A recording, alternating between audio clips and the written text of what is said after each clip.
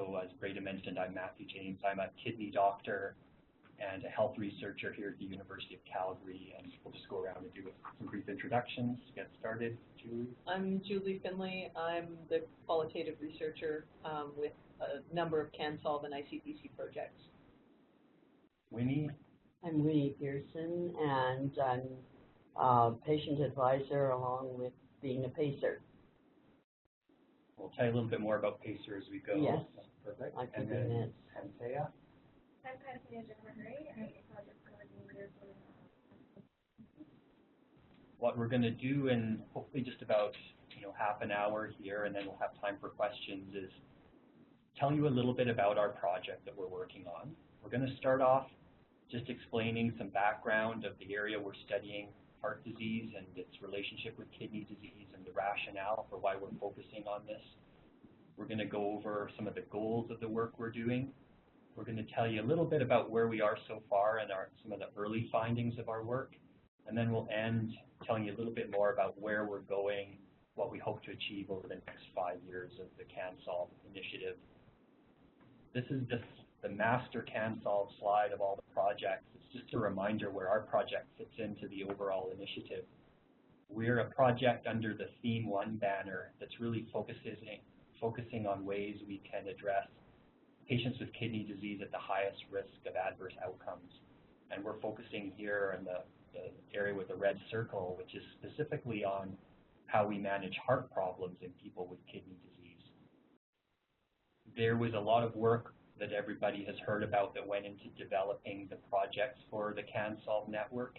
And this is just a reminder that one of the reasons we're studying this problem of heart disease is it was actually a priority identified by patients in 2 of those projects that worked with patients to identify patient priorities for further research and care.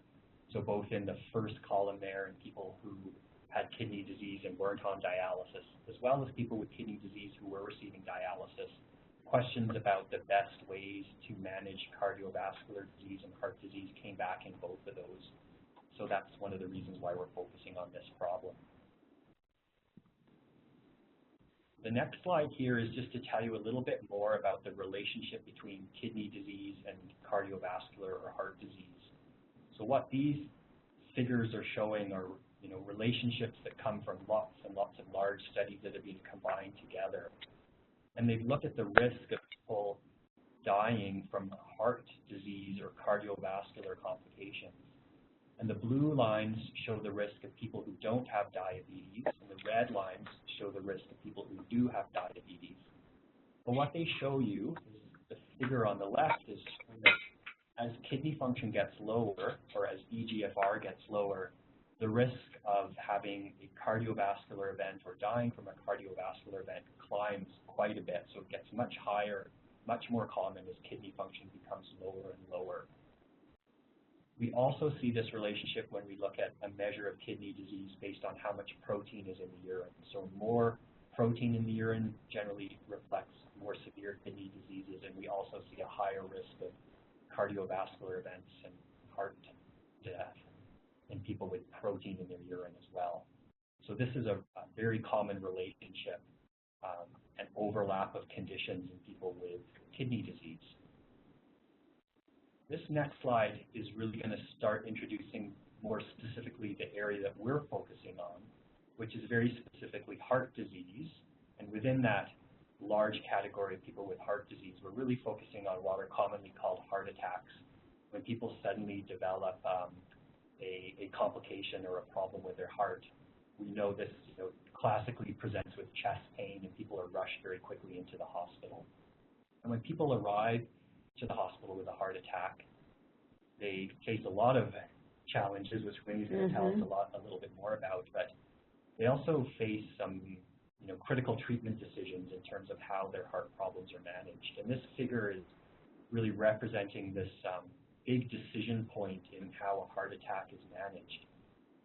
So this common person here shown in the figure in black could be treated with just medications, which is what's being shown in the lower pathway with the blue box and the pills next to it, where people will be stabilized with medications that thin the blood, lower the blood pressure, lower cholesterol, trying to stabilize their heart condition. And really everybody gets some degree of that. The top bar, and in the red box, represents another pathway where people can actually be treated with specific tests and procedures to better understand the problem that's going in their heart and potentially lead to specific interventions. So what this really focuses on is looking in very detail into the arteries within the heart where heart attacks come from. This happens when the arteries get blocked with plaques and clots. And to figure out where those blockages are, heart doctors will put dye into the heart and take pictures of the heart to find out where those blockages are. And actually, when those blockages are identified, they can be opened. And there's a number of scenarios where it's felt that opening up those blockages are advantageous. They restore the blood flow through the heart, can improve symptoms, can improve quality of life, and can improve survival. The way this is approached is complicated because these procedures, although they have benefits from the heart, are not without some risks as well. So although they can improve heart function and heart health, they do carry risks, and one of those risks is to the kidneys. The dyes are removed from the body through the kidneys, and they can actually cause an injury to the kidney when they're passed through your kidneys and removed from the body in the urine. We tend to call that an acute kidney injury. There's also bleeding that can go along with these events as well. So when patients present with these problems, the idea behind treatment is to figure out whether the benefit of the procedure for their heart will be better than the risk of those complications for the procedure. So ideally, the patients and their doctors try to identify how high risk are they for a bad outcome related to their heart disease, and if they're very high risk, consider this pathway of testing and procedures.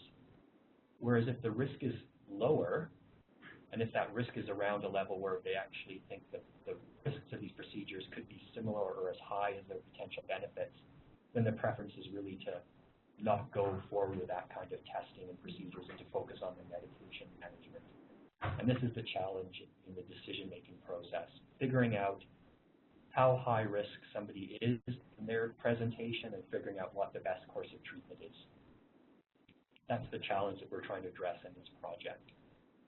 Which shows you that although the idea is to figure out how high risk you are and match the nature of the treatment to that risk, when we look at what happens to people with kidney disease, it doesn't seem to follow the pattern we think it might or should. So what these bar graphs are showing is they've separated people out into 3 different levels of kidney function. On the left, we have people with good kidney function. In the middle, moderately reduced kidney function, and on the right, more severely reduced kidney function.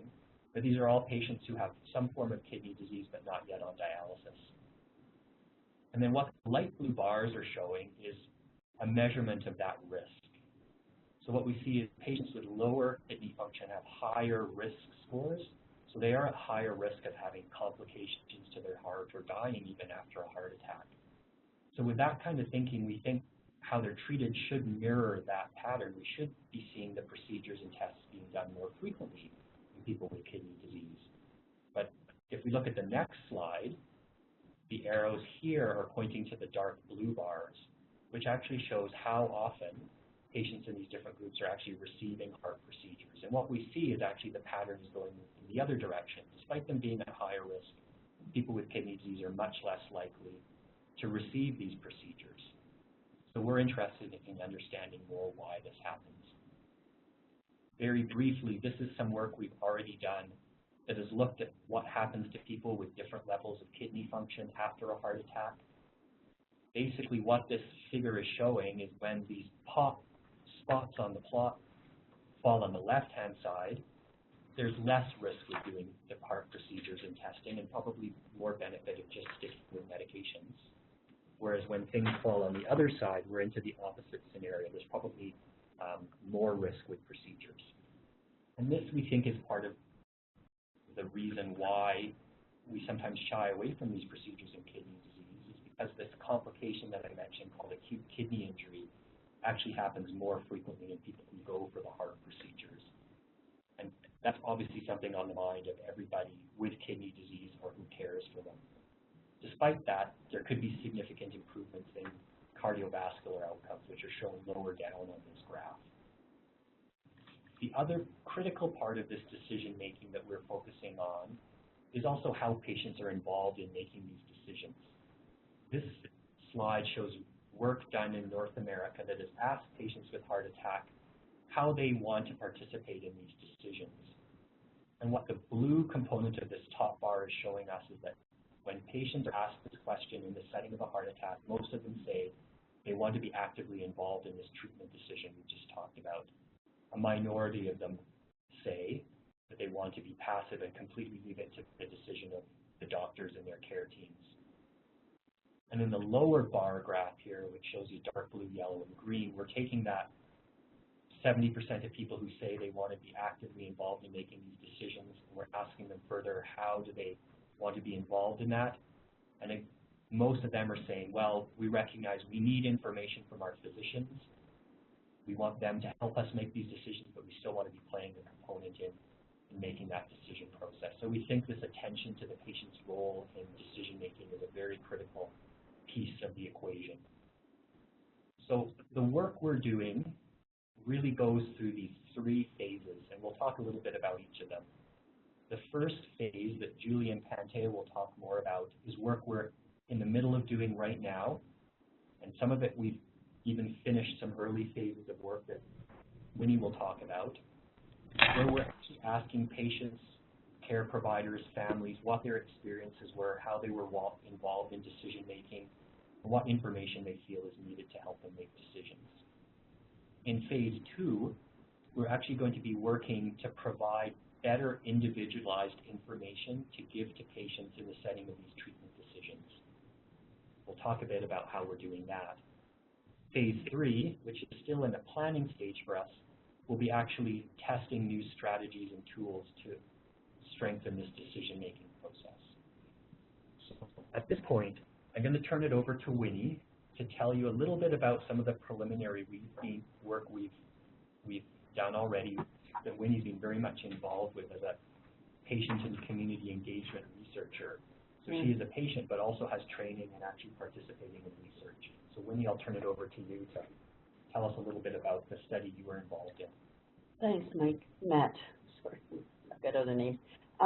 Yeah, going back to the explanation of the PACER,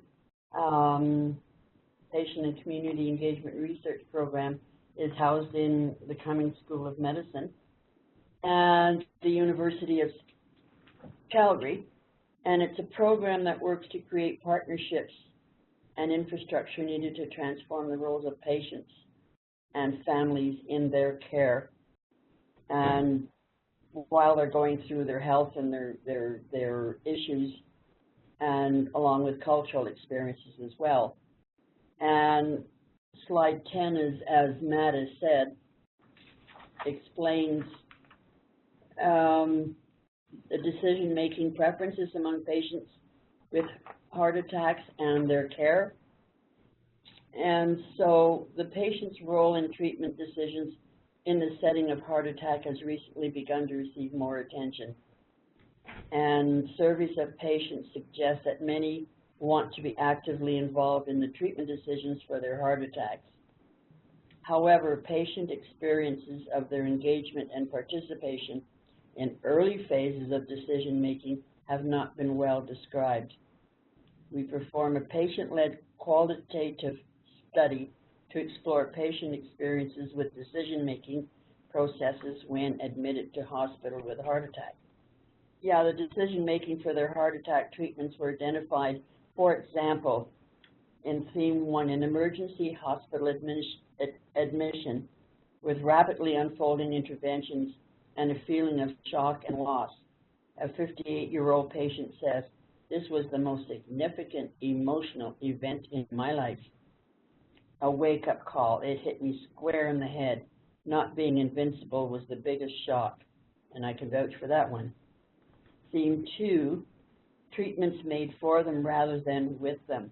A 48-year-old patient says they've looked at options and have decided what is best for you, and then they tell you that, and you decide if you want it or not.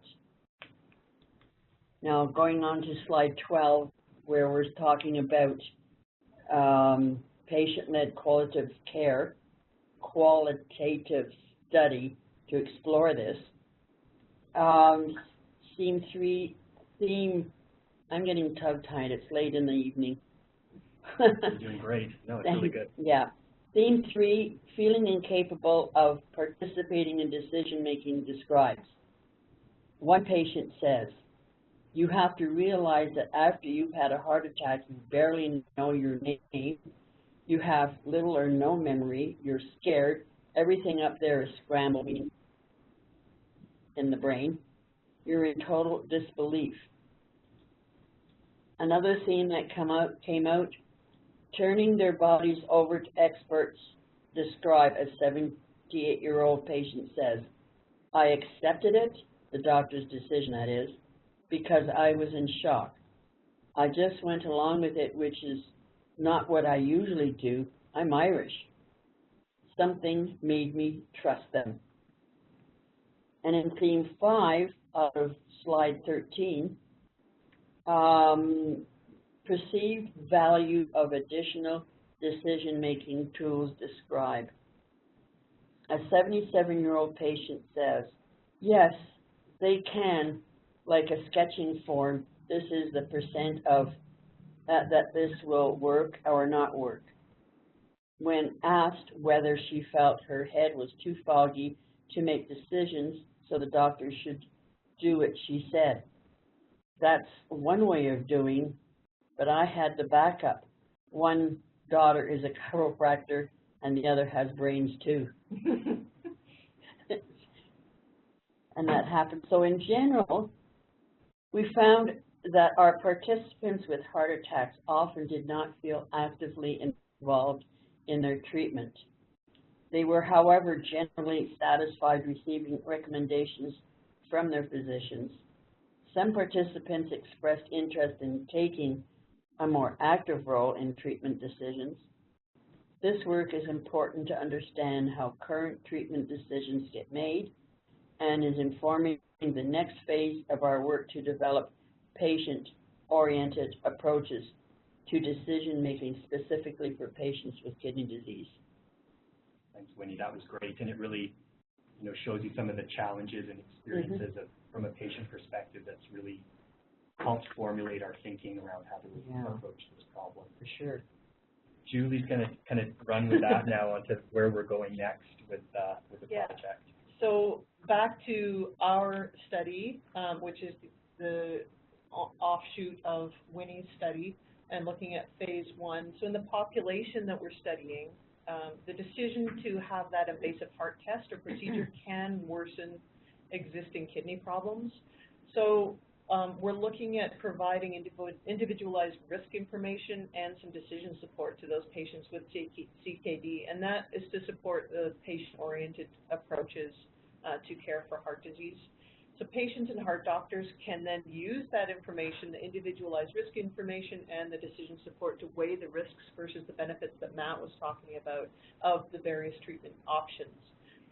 But the issue is, what information should the doctors be sharing? So that kind of that arrow in between doctors and patients. What should they be sharing? How best to share it in a way that will create the environment for shared decision making? What's important to patients when faced with those treatment decisions? What do they base the decisions on? How do they weigh their options? These are the kinds of things we want to investigate.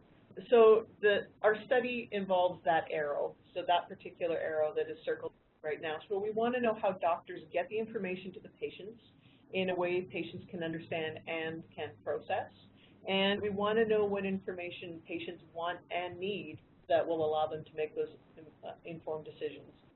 So our objectives in this study, we've got 2 of them. We want to understand current experiences of patients and their family members who have CKD, those people who have recently had to make decisions about heart tests and treatments following a heart attack. So we want to understand their experiences. We also want to understand the decision-making process from the perspective of heart doctors as well. And the second objective, we'll ask CKD patients and heart doctors to identify decision support needs that they see. So what is going to help in those discussions? That's the kind of thing we're trying to get at. So, of course, there's qualitative and quantitative research methods, and they both get, as this little cartoon shows, get at different kinds of information. So in this study, we are including a quantitative component, and that's the development and testing of the risk prediction tool, and I think Matt's going to talk a little bit more about that. And that's to provide that individualized information about the risks of kidney and heart disease outcomes, and that's under different treatment approaches. So that's getting at the information going from the doctors to the patients. So that risk prediction tool, so that quantitative component, is then going to be used together with the information that we collect, that Pantea and I are currently collecting in the qualitative phase, to eventually move on to phase 3 and develop a decision aid. So because in our phase we're trying to describe challenges and we're trying to identify decision support needs, we're using focus groups and interviews with CKD patients who have experienced heart attack and have had to make treatment decisions. We're also using individual interviews with heart doctors who are experienced with guiding patients through the decision-making process. And so with these qualitative methods, we can learn about experiences, we can learn about meanings associated with the different types of information, what's important to people, and we leave some room for some of those unanticipated responses that you often get when you get people together and allow them to talk about these things. So I'm going to turn it over now to Pantea, who's going to provide more detail about our methods and where we're at in the process. Okay, so in terms of recruitment criteria, we are basically specifically with eGFR less than 45, you're creatinine more than 180, hospitalized with heart attack, and 18 years old or older, and able to communicate in English. Next slide, please. So in terms of recruitment for our patient-focused groups and interviews, we have 2 different avenues. We will identify patients who manage their health events by undergoing the heart procedure on a Alberta Provincial Project for Outcomes Assessment in Coronary Heart Disease, or approach for short. Individuals with CKD who get a heart procedure in Alberta are registered in the database called Approach, and upon enrollment in Approach, patients are approached to provide consent to be contacted for future research. So we will be approaching those who are basically consenting to participate in research studies, and we are including. Matt, can Pantea move just a wee bit closer to the mic? Thanks, Thank you. Right. Is that better? Yes. Okay. So we will be offering them focus groups or interview options based on their health status or accessibility to the location of the focus groups. In order to capture the patients that do not choose surgery or a heart test and go with medical treatments, we will be also recruiting patients with CKD who have had a heart event from the CKD clinics and University of Calgary Medical Group, or and the Southern Alberta Renal Program. And in order to maximize our recruitment, we are also recruiting from the referrals that come into the cardiac catheterization lab at the Foothills Medical Center, and also the patients that are getting discharged with a heart event from Foothills Cardiology Ward. We are planning on having 2 focus groups, each with 6 to 10 participants, and we are hoping to do the rest of the data collection via in-person or telephone interviews. Some of the questions that we are targeting in our focus groups and interview questions are who's making the decision, what are the information that are provided, how are the risks and benefits discussed with the patients, what are the chunks of information that help the patients make the decision, and if they're stuck between going one way or the other, what's the key message that makes them go one way versus the other. So we are also providing interviews with the care providers. We are hoping to do 8 to 10 heart doctors for this study, and we are basically approaching doctors that are coming in via referrals for the CAP lab. Some of the questions we ask doctors are what do they see as the main risks and benefits of the surgery for CKD patients, and how do they assess the risks, and how do they communicate it with the patient? What are the information that they communicate to the patient other than the risk factors in order to help the patients make the decisions? And in their mind, who's the ultimate person who makes the decision? Is it them or the patient, or is it a joint effort to make that decision?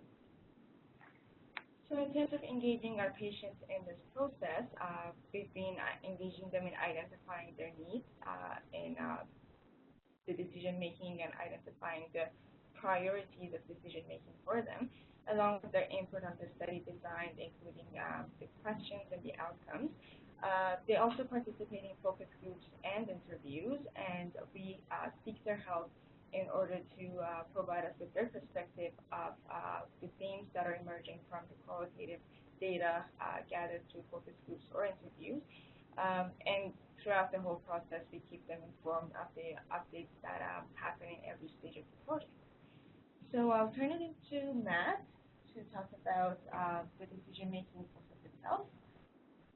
Thanks, Paige. And thanks, Winnie, because you're actively involved in all of those types of processes too. Yes, So yes, you're I am. making lots of contributions there too. That's a great summary of a lot of qualitative work that's going on to understand the needs of patients and doctors, and how we will bring that information and that exchange together. The other side of the project, as Julie mentioned, is really the quantitative, or providing numbers, more meaningful, individualized numbers to patients in these scenarios. So the key person doing this on our team, who couldn't be here today, is Todd Wilson, who's a PhD student working with this. And what Todd is doing is really going to large databases here in Alberta that have studied the care and outcomes of many patients who've gone through these procedures in Alberta before.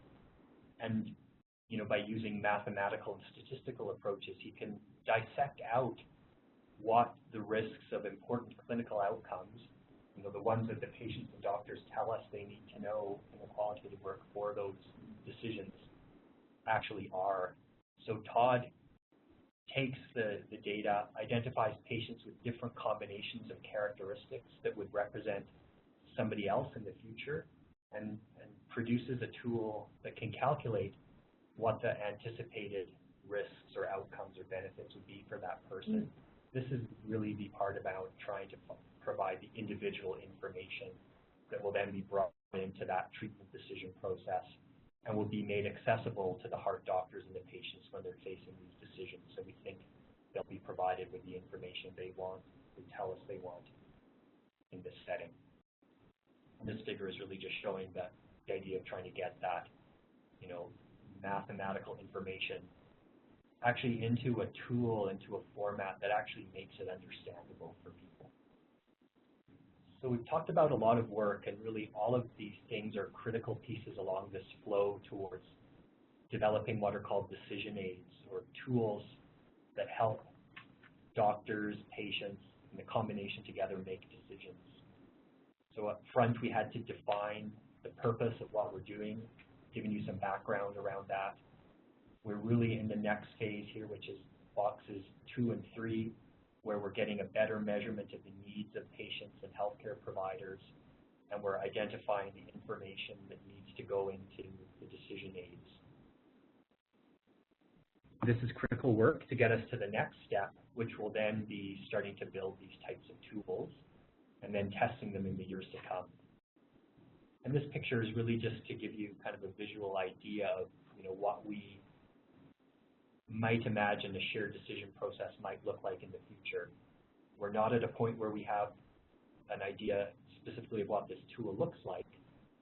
The work we're doing now is going to tell us and give us the critical information that will do that. But the idea is that with this information and with this knowledge that we gain from patients and doctors, we'll be able to provide them at the moment when the critical information is needed, with specific information, hopefully that meets their needs, that they can use and bring into their conversations around decisions at that moment in time. And hopefully this leads to better decisions. We're going to stop talking there. And we're happy to open it up to questions about what we're doing now or where we're going in the future. So thanks a lot for listening, and we'll open it up for discussion.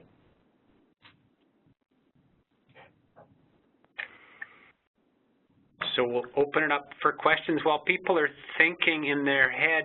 Matt, a lot of the, or even Winnie, a lot of the comments that came out of the initial focus group seem to be around people that came in with really emergency heart attack situations, and not all of people that need these invasive heart tests, these aggressive heart tests with the dye and such, it's an emergency situation. Was there a sense of different types of patient responses when it hadn't been such an emergency sort of procedure?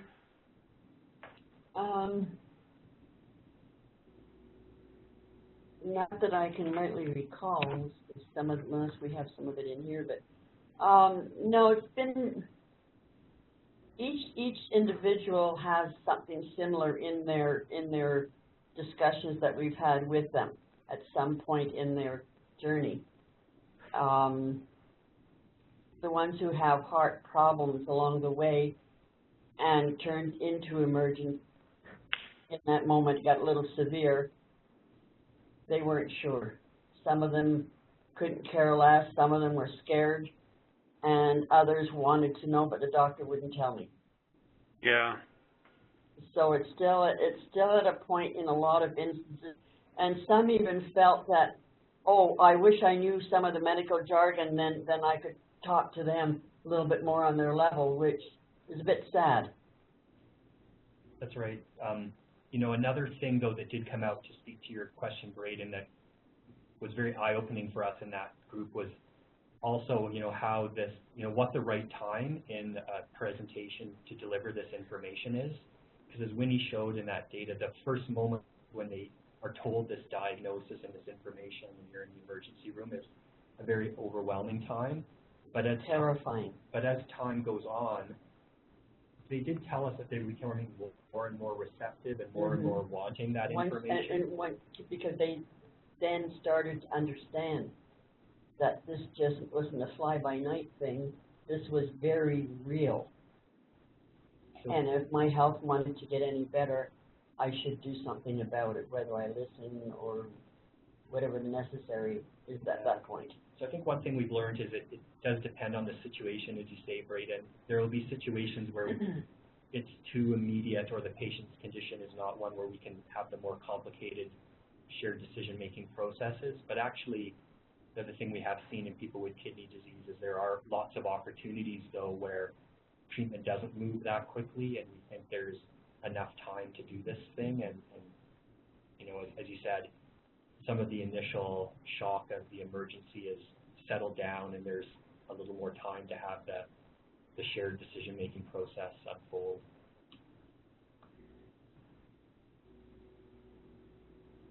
Other comments or questions online?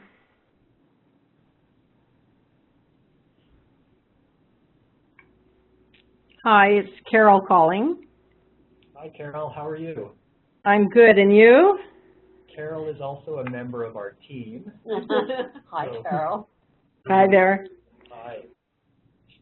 Carol, I'll just introduce you briefly, Carol. Carol has a background in cardiac nursing and patient navigation and is involved in, you know, some of the things that happen before patients go for heart procedures, right, Carol? That's correct. Yeah. So my question is, there's a lot of patients that we get referrals on from centers that may have had a heart attack, and they didn't choose to do an angiogram at that time. Maybe they were from Red Deer, maybe they were from Lethbridge, so that they weren't so acute, but they have found they've got kidney disease after, but now they're being sent for an angiogram. And because I'm involved with the phone calls of those patients the day before their procedure, a lot of them, when I might mention to them that their kidney function is a little bit lower than what we would like, and just tell them to drink some extra fluids, I'll often ask them, were they aware that their kidney function was a little bit lower? And most often the answer is no. So I'm wondering, should we just be catching the people with heart disease that are coming in acutely, Or what about the ones that have been going on with chest pain and they've been refused from emergencies and have had an incident outside of the hospital and are now going to get worked up? Yeah, that's a great question. I think this is important for them as well when they have some of those higher risk features that would be raising the concern and, you know, that and bringing the question whether these tests should be done. Mm-hmm. That the awareness is low of people often having kidney disease in earlier stages of chronic kidney disease. That's been described in a lot of settings. But I think this is a really important group for us to address as well, Carol, because they are people who have more time and are probably, you know, the procedure isn't required as emergently or urgently, and there's time to have this, you know, introduce this process of discussion and education and information exchange to arrive at the best decision for those people too. Mm-hmm. It's going to be important as well. Patients coming from lots of different avenues will be relevant to our work, I think. Right.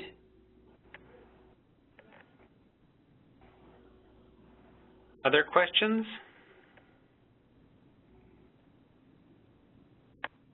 Matt, maybe you could just talk about, like you've outlined, a series of studies that nicely build on each other.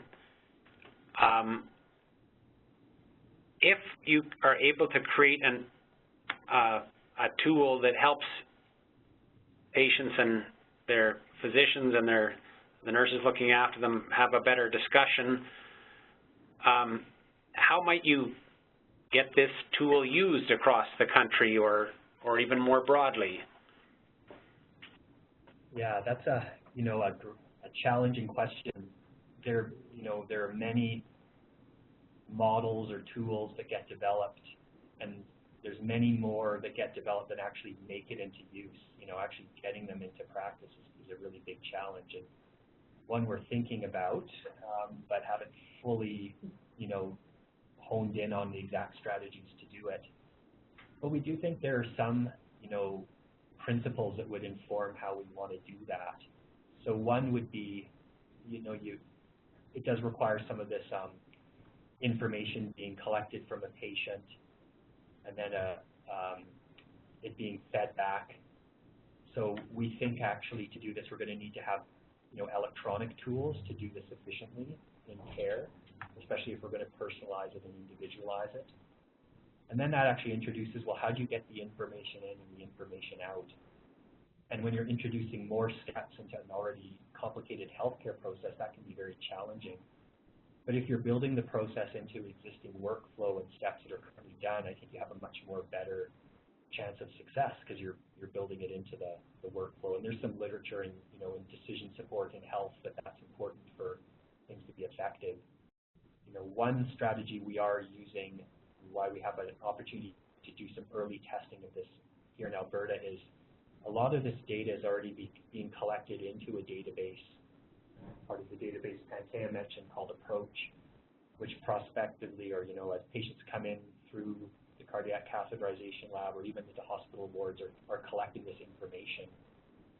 That's used traditionally in a model where we, in research, collect information from patients, we build it up over many years, we analyze it, we publish it in papers, and we hope it gets out to help people have more knowledge again in the future. But if we can actually use that system to not only collect the information, but turn it around for use in real time, then I think we'll actually be making better use of even of the data collection initiatives that we have, but also be building it on a process that's already up and running, where we already have some electronic tools that we'll certainly have to, you know, substantially change and upgrade to be able to make them do these kind of execute these kind of information tools.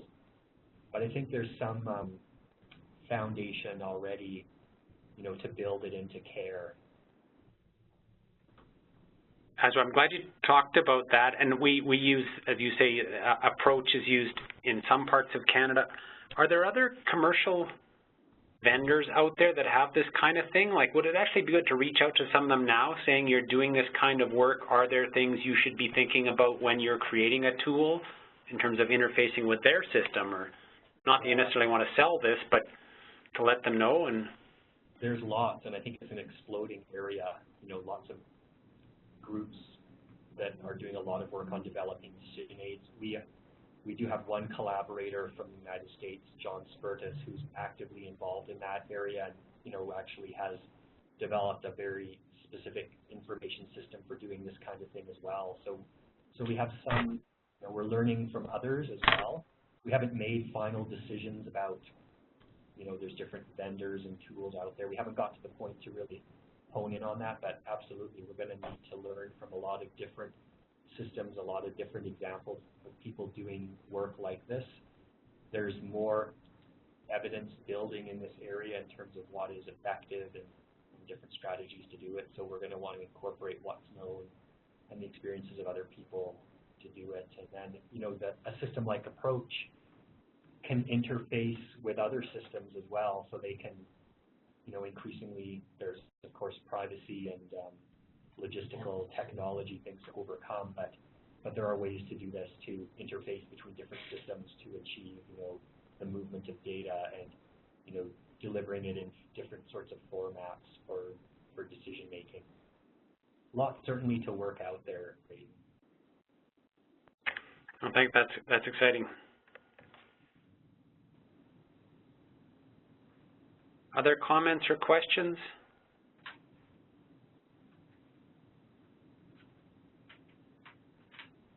I'm glad you're doing this work because you highlighted that this was one of the top priorities for patients, and it was actually the reason that treating heart disease was identified as one of the top priorities was because a patient eloquently spoke to people at that workshop that we were hosting, reminding people that the most common reason people passed away, people with kidney disease passed away, was from heart problems, and that we'd best start to understand some of these gaps and get some ways to hook people up to better treatments. And this is also one of the projects that really focuses not just on kidney disease, but in fact on management of heart disease and broadens the scope of our whole network. So.